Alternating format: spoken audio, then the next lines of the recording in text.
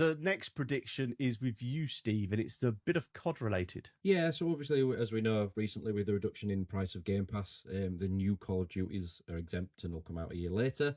But as of yet, we are still waiting for the COD back catalogue to be introduced to Game Pass. We know it's obviously going to be a thing, and they said just have to wait for it, blah, blah, blah. And in light of the news that we're not going to get a new Call of Duty on Game Pass, to me, it seems sensible at this point to go, you don't have the new ones, but here's all the old ones. So for people like us that prefer older Call of Duty, when it was better, in our opinion, set in World War Two, Black Ops, that sort of thing. It's not all futuristic, shooty, death lasers and things.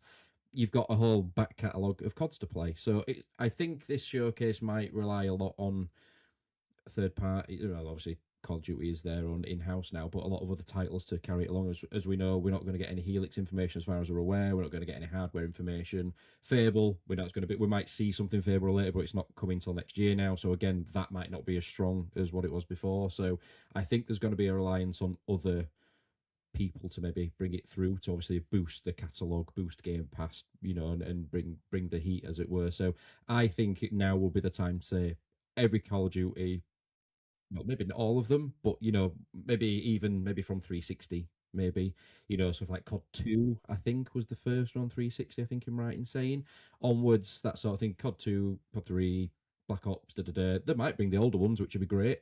But yeah, I think we'll see finally the older Call of Duties come to Game Pass now that we're not getting the new ones anymore. I wouldn't mind playing some of the was it Vanguard, and I do miss my World War II games. I mean, I think Battlefield last year I quite enjoyed because I played the single player on that. But I mean, I don't need the new Call of Duty this year because I've still not played last year, so I still can't figure out how to get into the game and bloody play it. No one can. It's just too difficult. It's just. But I mean, I take your point of especially when you go into Call of Duty and Stu, you try and find the new game.